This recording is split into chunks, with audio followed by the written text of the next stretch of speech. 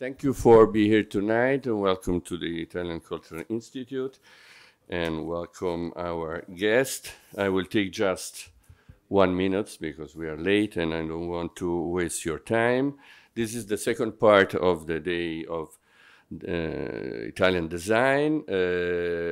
Before at the consulate, we have the opening of the exhibition Vertical Forest and Biodiverse Metropoles.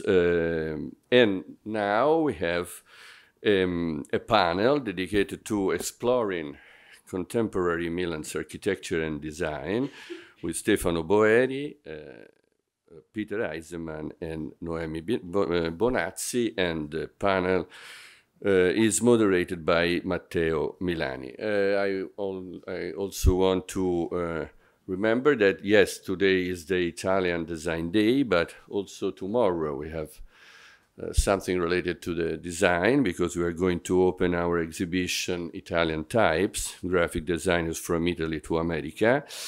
And you can taste a bit of it in the foyer with 5 works by Massimo Vignelli. And so please welcome Stefano Boeri, Peter Eisenman, Noemi Bonazzi, and Matteo Milani. I think we have to a little bit talk about what we are doing, and yeah, go ahead. I'll try to do my best in a few minutes. Basically, we are talking about Milano and architecture. So this is some of the cover I did when I started to act as editor-in-chief of the Domus magazine. Basically, it was 15 years ago. And one of the first issue we tried to a little bit, when I was directing Domus, was to deal with the tradition of Milanese architecture. And well, I'm so happy that Peter is here today, because Peter was and is one of the most, let me say, more serious, advanced, and open-minded thinker, and let me say, researcher on Italian modern and contemporary architecture. And well, I think that we could say that from a certain perspective, what makes some of the masterpieces of the Milan tradition so important is that they are working with discontinuity. So it's some example of this is Torre Rasini by Gio Ponti and Emilio Lancia in Milano, 1932. And these two buildings are so strong in creating a gap with their context. At the same time, they were extremely aware of their context. So this balance between discontinuity and taking care of the context makes the Milan architecture so strong. This is a Velasca Tower, you know it so well. We are after the Second World War in this case, and well, the tower is changing its shape up. It's at the same time something which has nothing to do with the environment, but in a certain way is taking care of it. And this is Moretti. I know how Peter loves this building. This is Corso Italia, 1949, but well, it's a building which is take courage to go perpendicular in relation with the street. So I think we have to learn from that tradition, and we have to do our best to try to, in a way, continue to this kind of approach. And I'm showing that image is basically the image of Giancarlo De Carlo, who was fighting at the entrance of the Triennale, because Triennale in itself is part of the story. Triennale, you know, is a public institution founded in 1923, but Triennale is also an amazing building in the center of Milano. I'm sure that you know it. It was designed by Giovanni Muzio in 1933, so 10 years after the beginning of the institution. And it's an amazing building. It's an amazing building because it's a building which shared the monumentalism of the fascist period, and at the same time an amazing flexibility. These are some images of the construction of the building in the 30s and how it has been reused many times in time to time. And I think it's a miracle. It's really a miracle. And now that I'm running as a president of this institution, every day I go there and I have this feeling of to be in a masterpiece where exactly this lightness together with the monumentalism, heaviness of the building are creating a miracle in themselves. Triennale was so important because in the past was, let me say, hosting architects, artists, graphic designer. This is a very famous relation by Lucio Fontana, you see, top of the staircase. So for a few had the opportunity to go to Breuer Metropolitan to see the Fontana exhibition. You can probably see something that you have seen there too.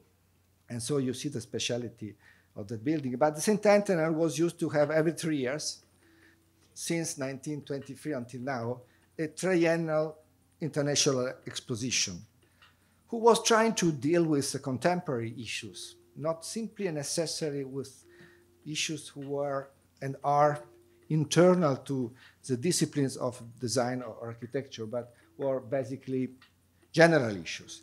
And we are very proud, honestly, to have opened it just a few weeks ago, the last one of this triennial exhibition, which is curated by Paolo Antonelli. Paolo Antonelli, you know, he's a senior curator at MoMA New York. And the title and the issue that the subject who he shoots for this 22nd edition is Broken Nature. It has to do with the relation that human species are developed toward nature, also in terms of how design can help us to repair, to restore the mistakes, the disaster that we have created in this difficult relation. So that's the reason to invite you to come and visit this amazing exhibition by Paola, which will last until the beginning of September. And I think it's a really super interesting and raffinate and sophisticated and rich collection of not simply examples, but also best practices and useful device to deal with climate change. Climate change, it's something which is in a certain way in this moment becoming more and more important also in our spheres. And personally, what I have done in the last years and what is also present in the small exhibition that hosted here in the General Council in the other building is to deal with the opportunity, possibility to make natural, living nature, not a decoration or ornamental presence, but something which is strictly connected with the architectural composition from the beginning. This is a Torre Finigi in Lucca, 14th century. And well, when we started to let me say, to develop the idea of a real vertical forest, we started with different inspiration. This is, for me, probably the most important one. This is a novel by Italo Calvino, written at the end of the 50s. It was the history of a young duke that at a certain moment of his life decided to abandon a very boring family and to spend the rest of his life on the branch of trees, walking, making love, meeting friends, and so on. This is Joseph Beuys, 1982, in Documenta Castle, where he was gathering 7,000 Bada stones and then selling and buying 7,000 oak trees and planting in all the courtyard, all the streets. So he was changing a city thanks to this project of reforestation. And well, this is a very personal memory. This is my mother in the beginning of the 60s with a house he designed in the woodland nearby Milano called the house in the wood in the forest, because every room was trying to not interfere with the presence of the roots of the plant. But what we did from the beginning was try to, let me say, to go back to try to find examples, but practice. And we understood at a certain moment it was quite complicated to find other examples. But from another side, we were observing how cities are responsible for climate change. So if we could concentrate all what is an urban environment, all what is it. Let's imagine to bring all what is a city and put all this in only one part of the planet. Well, we will not cover more than the 3% of the surface of the emergent land, not more than the 3%. But this 3%, which is in a certain way, for instance, covering not completely Europe. It's responsible, it's growing first. It's growing enormously in countries like India and China, for instance, or Nigeria and in Africa.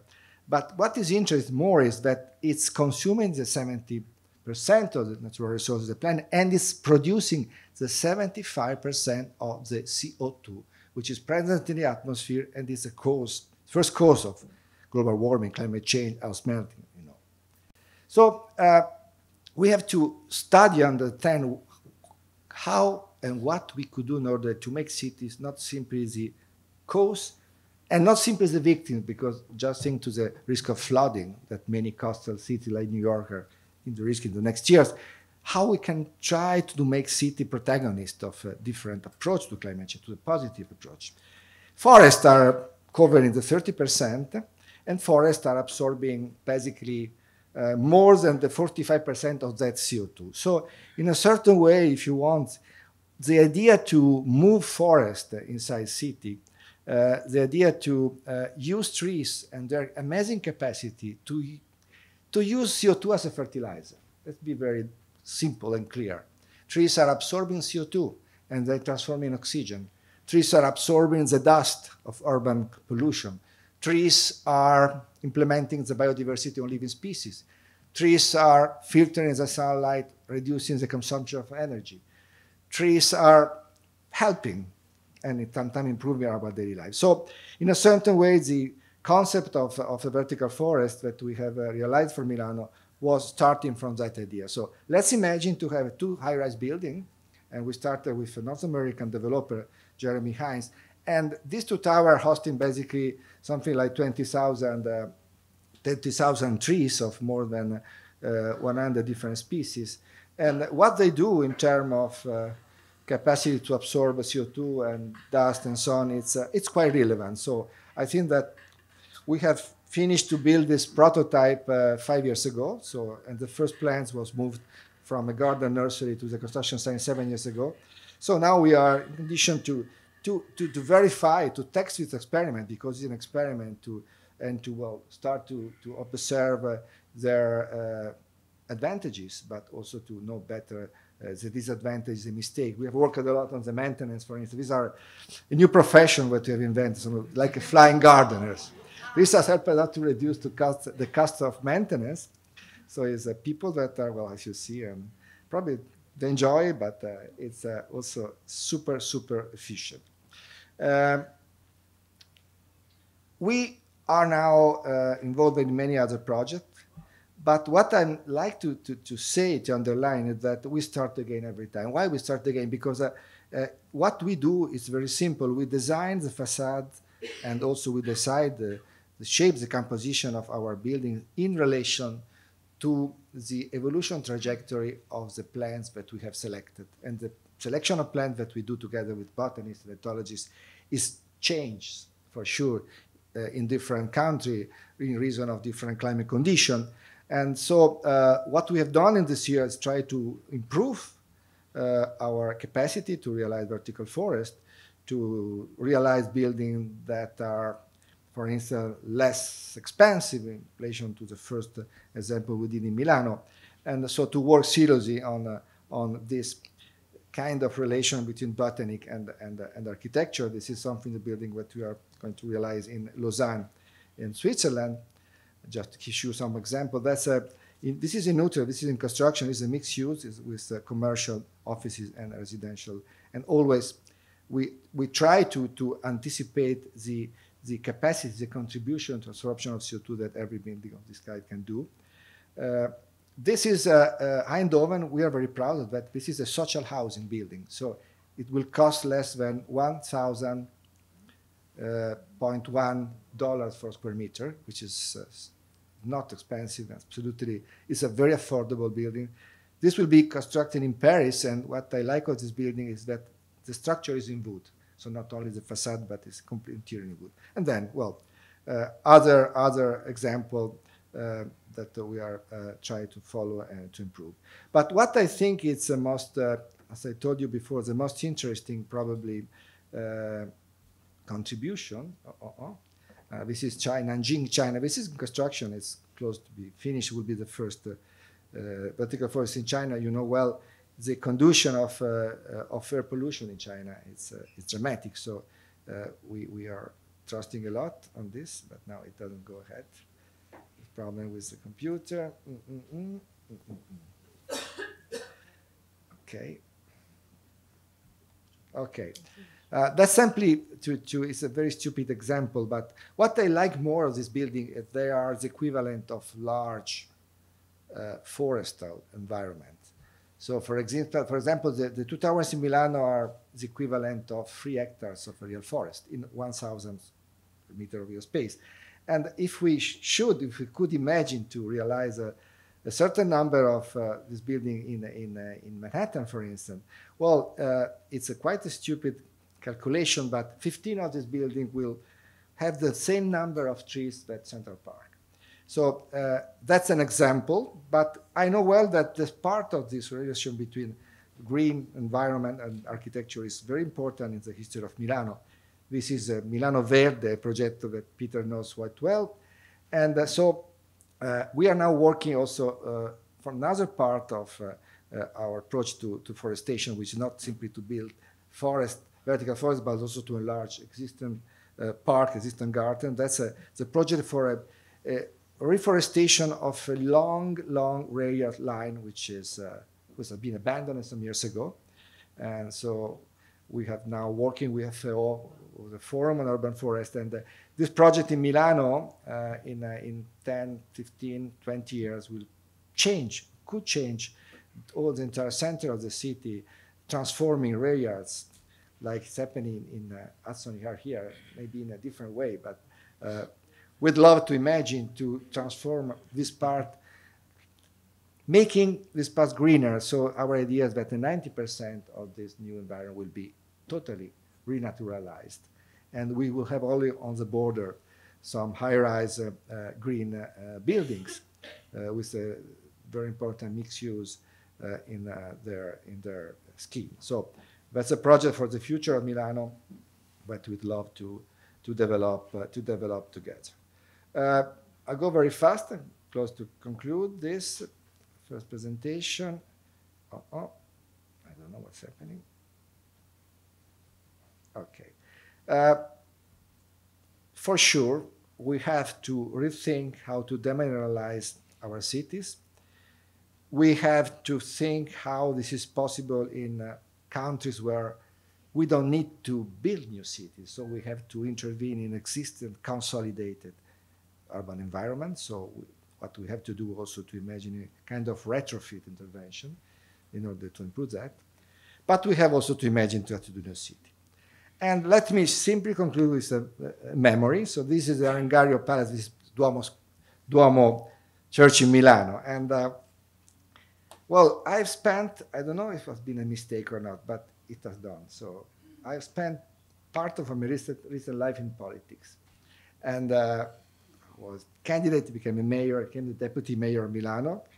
And I had the opportunity as a deputy mayor to give the key of the city, give Milano to Peter, and at the same time there was this, let me say, links connected with football, which is another thing which are so important for all of us, so important with the student Peter. So thank you again, and thank you, Peter, and thank you to you.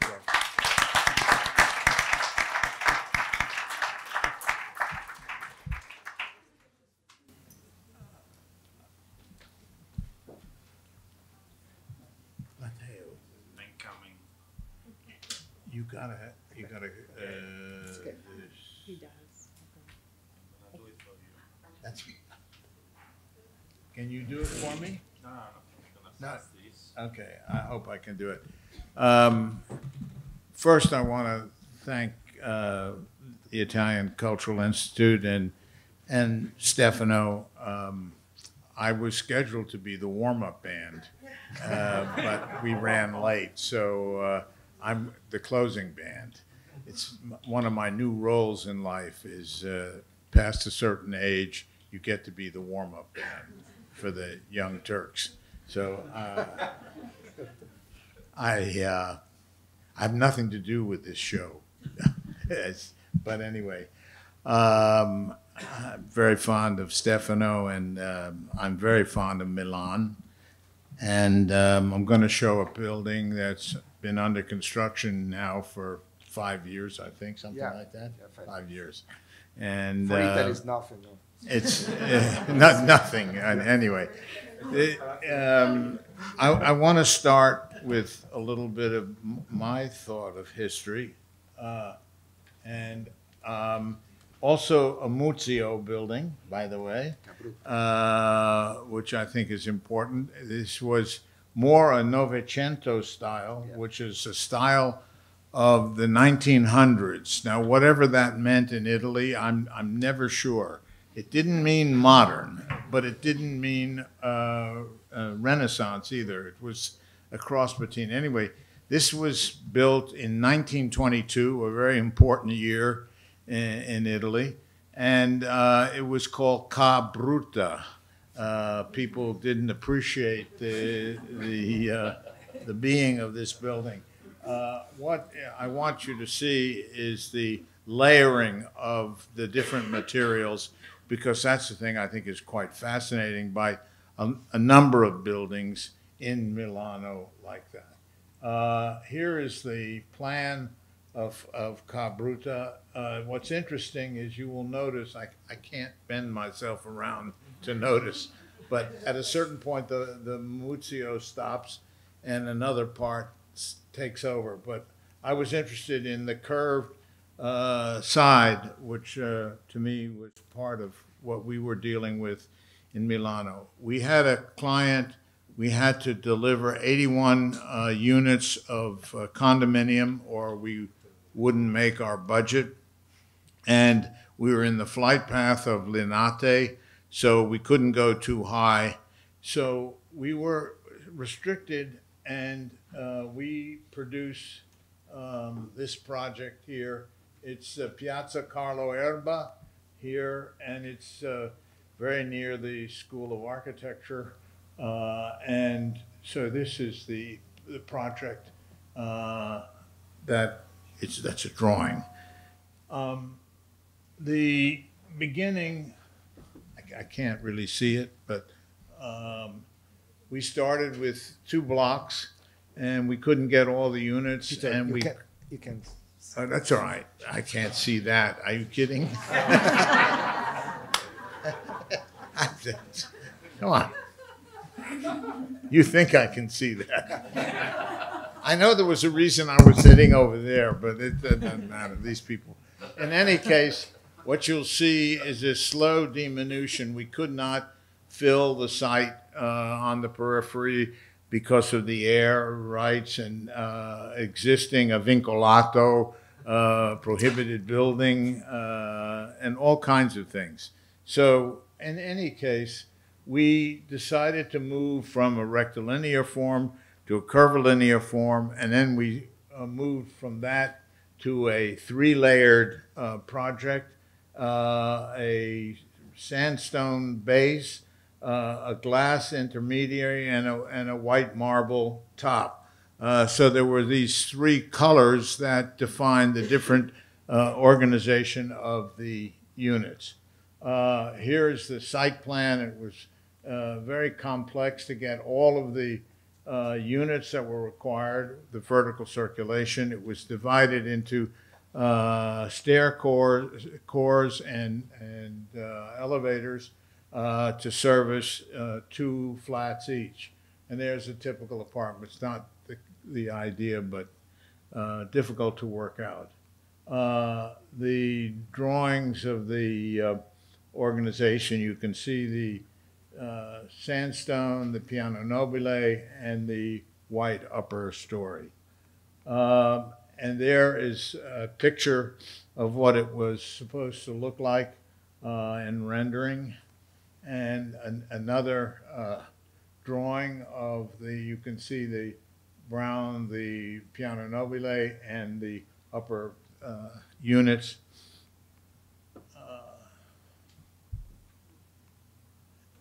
And here is the reality. This is the vinculato, the existing building that we had to preserve. And you can see the way the project looks. We're almost done. 5 years long stretch from producing this. I'm very excited about it because it's got some interesting possibilities of organization, which we will explore. But you can see the facade is multi-layered. It creates lots of ins and outs and shadows, and it's not your typical Novecento or 20th century building. It has elements of history and of the present.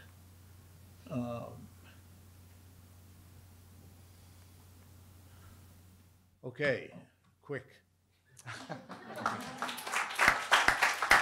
Thank you, Peter.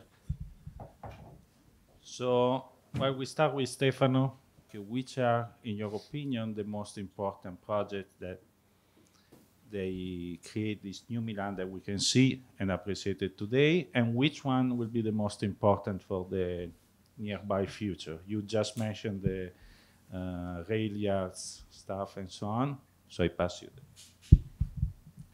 We have just seen the most important, so I think that really no.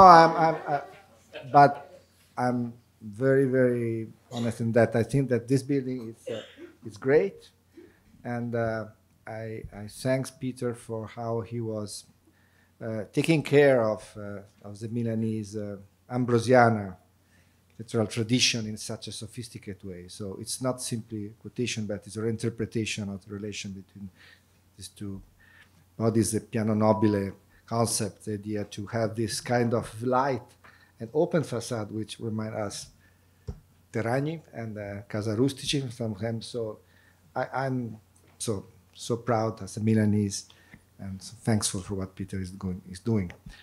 Well, Milano's changed a lot. You're right. So it's I think it's in a certain way it's a typical example of how sometimes a big event, in our case Expo 2015, could help a city to change.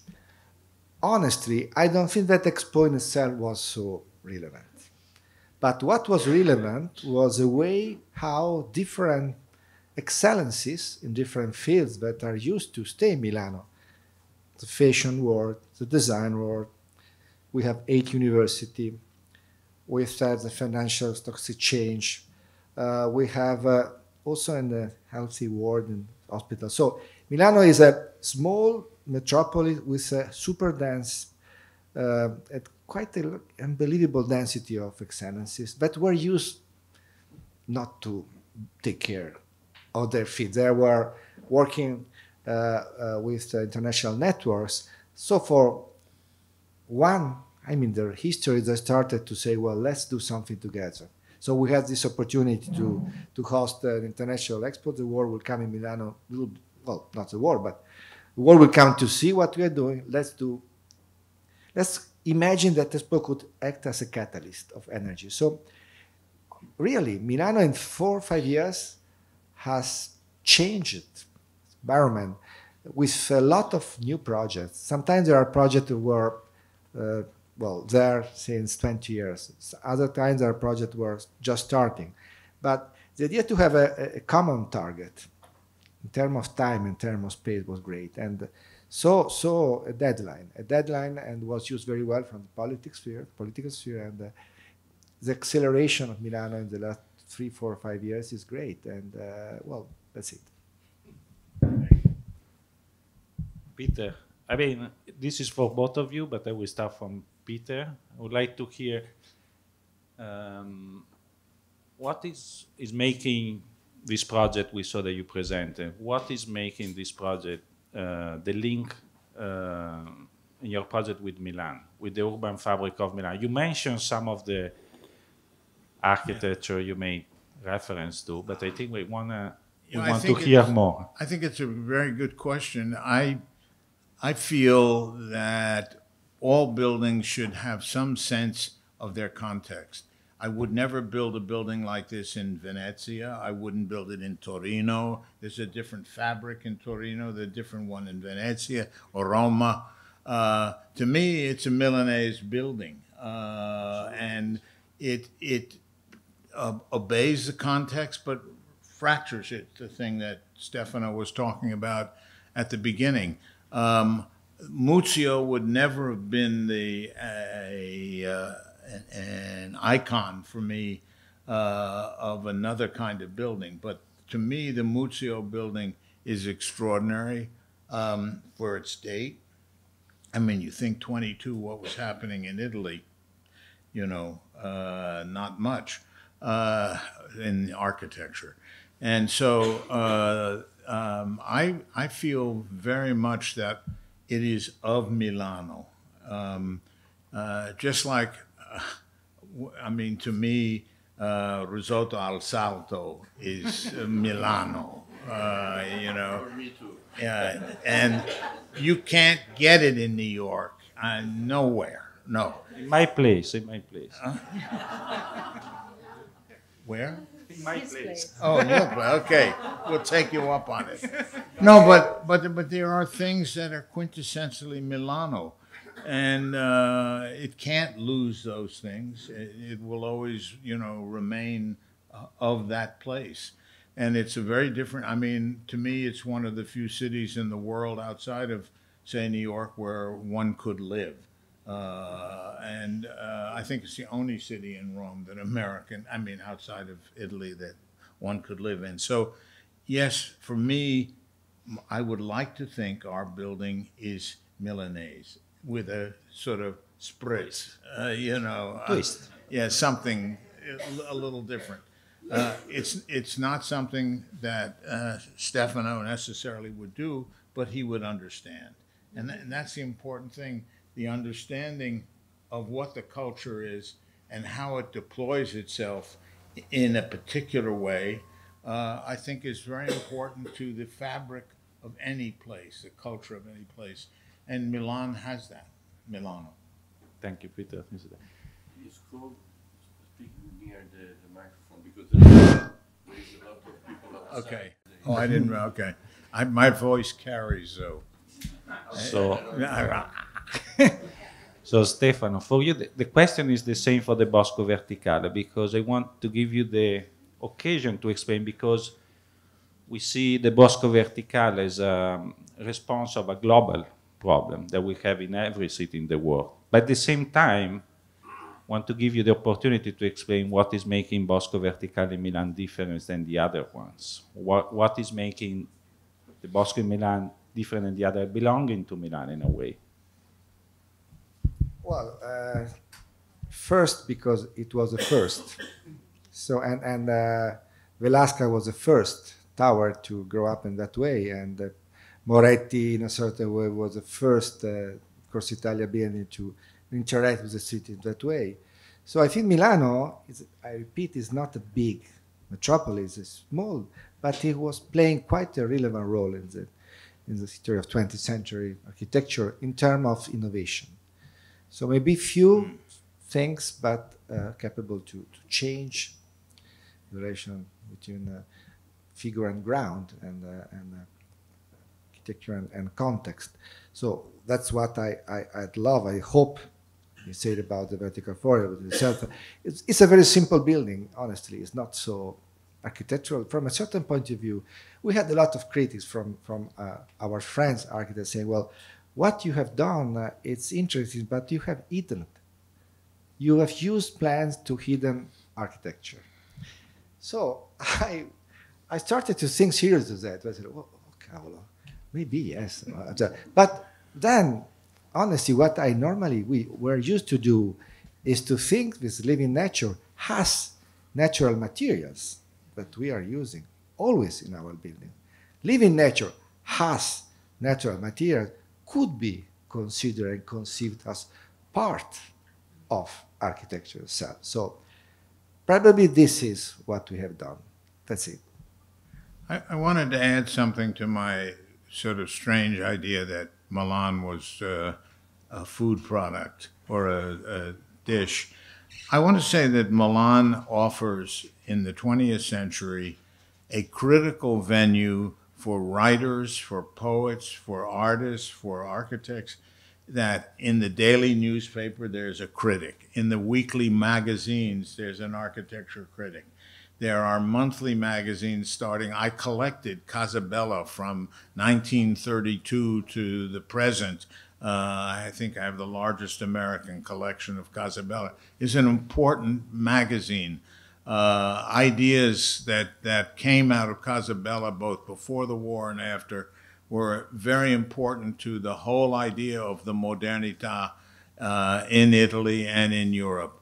Domus, the same thing, abitare. And then you go to, let's not forget, the Triennale and the Biennale. I mean, the impact of the Triennale and the exhibitions that they've had, and the fact that someone like Stefano has taken over today, it's the institution. I think it's very important. So we can't lose those. I mean, if I go down a catalog of the important shows of the 70s, which was a really important moment in architecture, they all take place in Italy. The 73 Triennale, the 80 Biennale, the 76 was the first international Biennale. There were the Roma Interrotta, they're amazing cultural events. And so I think what makes Milano is more than just bricks and mortar. We love the definition here. And so then I would like to ask you, which is your favorite building in Milan? On side of the Cabruta. You already made it. Yeah, I have a number. First of all, the Casa Rustici of Terragni is an amazing building. The Corso Italia of Moretti is an amazing building. So I mean, I don't have to go much further. I mean, you can't find. I mean, outside of the Casa del Fascio and Como and some of the things in Roma, but I think those two buildings, the Casa Rustici and of course Cabruta earlier on, but the Moretti to me is a stunning work. It is so much energy in it. And when you go to Rome and you see the fencing academy, because you have to look carefully at these things. I mean, it's not where tourist Milan is, right? And, you know, some of the churches, you know, the Bramante churches, and then to go out to Vigevano. I don't know how many people in this room have been to Vigevano, but it is the best piazza in all the world. Right? It's better than San Marco. It's better than Red Square. And, you know, if you haven't been, get your tour guide to take you to Vigevano because it's a stunning place. And to appreciate Italy, you have to appreciate Vigevano, Risotto al Salto, Moretti, Terragni, etc. And it's, here he is today, Mr. Triennale. So, Stefano, I would like to ask you the same question to you because, you know, we know Peter. Calcio. We leave it on side. I think we have better team in Italy there. We know. But because I would like to ask the same question to you, Stefano, because you were born and raised in Milan, right? And I would like to your take on your favorite buildings. You can repeat some of. Sure. Obliged to repeat them. I think it's we have an amazing series of. But well, Velasca Tower. Velasca Tower. When he was built, Velasca Tower was criticized, was considered like no. Yeah, Peter knows that well. So at the beginning, but it's still a building which, well, he takes some risk. But what I have always thought about this building is that it is not a simple high-rise building because, well, it's not simply a high-rise. It's not simply that the block is growing up in the sky. And it is not a skyscraper because it's not something which is landing. It's an urban tower. So it's an architecture with taking care on the ground and at the same time touching the sky. But so what I like of Torre Velasca is that really capacity to be brave, to completely change the tradition of urban towers. So that's the reason I love it. And I'm really very happy that you mentioned the Torre Velasca, and we didn't coordinate. This is why you like. And in my opinion, like, in my opinion, what is also interesting of that building, that is a building that we first consider it as a, you know, as a, one of the symbol of contextualism, and instead now, yeah, and now we are looking at it as an icon, as a gestural building. So it's changing the meanings of the tower itself. It was in fashion at the time of the contextualism, but now it's back to be cool. Let me ask you a question. Yes. Do you prefer it to Pirelli?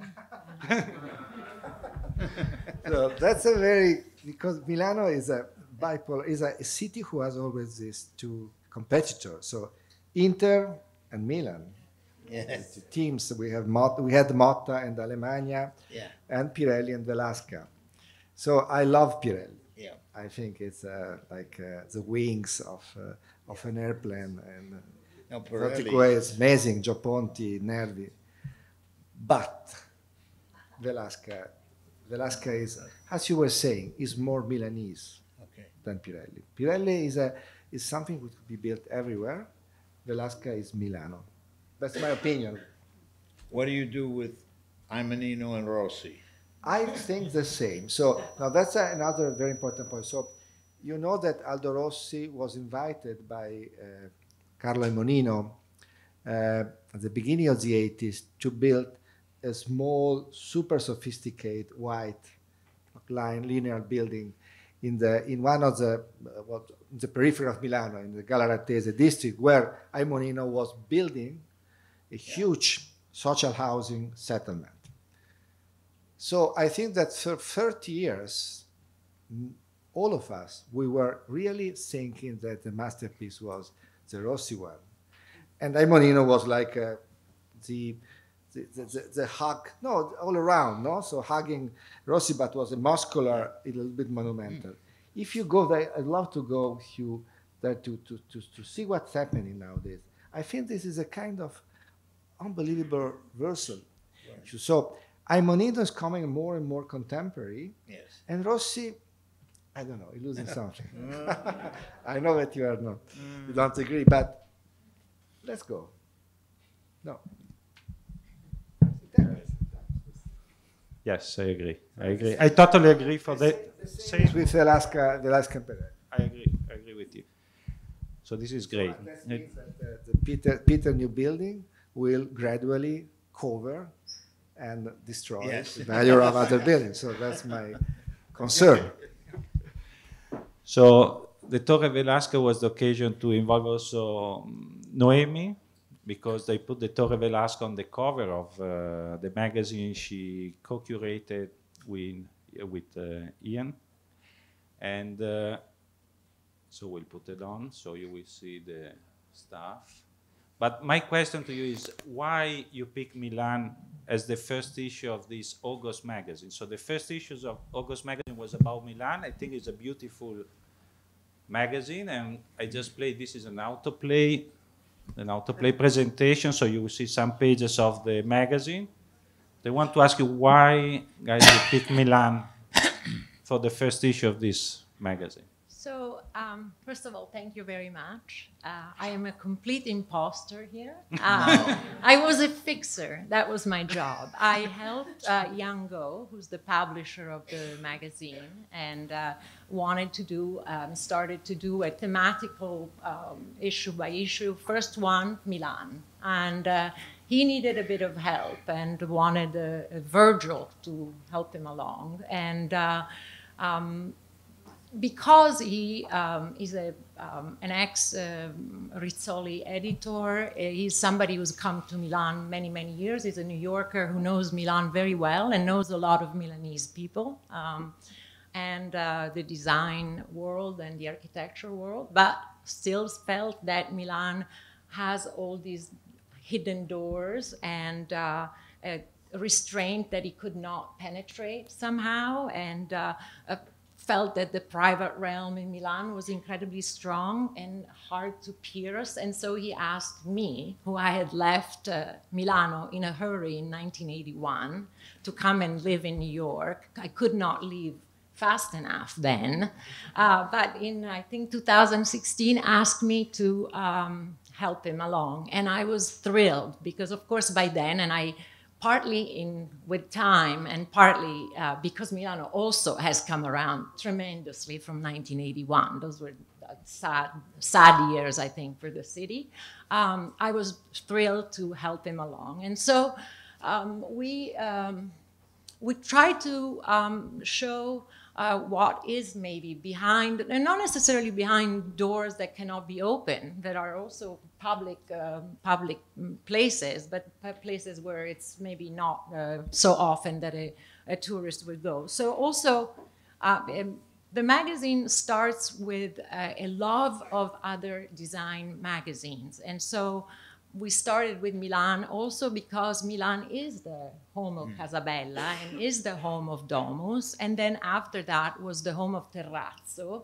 And Terrazzo with Sozzas and Memphis was a very hybrid and highly interesting, fascinating magazine in which you had architectural plans without any dimension on it. You had travel photographs that Ettore took. He was a brilliant genius at traveling to the most remote areas of the world, and sometimes recipes. So that was a daring, they thought that life, and there was a sense of pleasure and eroticism in things, and that architectural plans could give you that, but also a very good pasta con le acciughe, and there's a recipe for that, and there's a recipe for all kinds of Sicilian food, of which Ettore was in love with. And so we started by visiting Barbara Radice, his widow, and that was what the first request was, can we meet Barbara Radice? And there I said, beware what you're wishing for, because Barbara is a staunch defender of Ettore's heritage, and it was not easy to approach her. And but finally, we did make it to their place, and she was very generous and described how Terrazzo, which, by the way, for the first was always presented the same cover. It said Terrazzo in different colors. She told us that they would sit there, and she was the only non-architect or non-artist in the team that would publish the magazine, and how they would, everything would start with the cover. And so we said, well, wait, that cover was always just a different color. And she said, yes, precisely that. If it was yellow, then, the magazine would start off in a certain way, or if it was dark brown, then it was Metropolis. And so that was that. And it was a great introduction. That was our first story. We sort of took the city by storm. And then I would say that there's many projects. Well, Portaluppi runs through the issue because we did go to the Albergo Diurno, which you can visit now if you ask FAI, which is the Italian National Trust. You have to call and make an appointment. There were these bats. So that is the question for me, for you. So I interrupted because we're running out of space. And Stefano also has a plane to catch tonight. Absolutely. And I'm glad that you were afraid that you were afraid to have nothing to do, to say about this night. So anyway, but my question is about the itinerary. I would like you to suggest an itinerary of design in Milano within this place. Yes. I would love to. From Milanecchi, because We Milanecchi could start from Campiglia. Milanecchi, but those itineraries, I have done an itinerary on Via Mozart for the magazine, and if you go online, you will find it. It's really a sort of pilgrimage to Via Mozart. I thought that the antithesis to Via Mozart would be a pilgrimage to Corso Sempione, And it would be a good way. It's a boulevard with fantastic architecture. First off, Casa Rustici, no question, which I have to say I see something of it in your project as well. Piero Bottoni and the headquarters of RAI, with also that other incredible tower. And there's nothing really to, With Japonte Interiors. Yes, and Piero Bottoni has this very large residential building. You can make yourself into, sort of wrestle yourself in the lobby, which is pink and blue tiles, mosaic tiles. I recommend before you get kicked out by the doorman, who's not very friendly. One restaurant that you can't get in New York. What is that? You should tell us in your itinerary. If you don't have a restaurant on your itinerary. I do. One would be Collina Pistoiese, because it's just frozen. It's like being like been there for years. An ant in amber or something. La Pesa. La Pesa, yes. Where Ho Chi Minh was working as a waiter at the end of the 50s. So you go in La Pesa to eat risotto al salto, and there is a picture of Ho Chi Minh. Ho Chi Minh ate. Yeah, was there as a waiter. No, he worked there. I know he did. He prepared. But he also ate it. Yes. It's a picture of Ho Chi Minh. We still have 5 minutes. Okay, so maybe we can, that is beautiful. I love both itineraries, and I love both Mozart and Sempione, of course. So maybe we know, like Peter, you love Italy, but we know also that you are crazy about books. So one book about Milan that you love. Well, whoa. He's a crazy collector. I mean, to me, the great book was the Sartoris books that were put out by Herpli, Alberto Sartoris, in the 40s. And it was the first time Paul Rudolph, when he was a student at Harvard in 47, 48, had Sartoris's book. And he said, looking at the thing, you got to see this man, Terragni. And he was there. And my first book that I bought when I was in Europe in 60 was Sartoris' book. So it came from Milano, the Encyclopedia di Architettura Moderne. Okay? One each. Well, no, I'm very conservative. I think that Promessi Sposi. No, I know that is not such a brilliant answer, but it's a way to observe Milano coming from outside. It's a long journey toward Milano, and our research is our Buddenbrook. It's a really founding basement of our vision and our imaginary. I would say the new Taschen book on the entryways of Milan, just because it's so fun, and you can play with each other and see, well, where is this? And you know where this is. It is an amazing, and it's a book that we all have done in our head so many years, right? What's the name? It's Entryways of Milan. Yeah. Okay.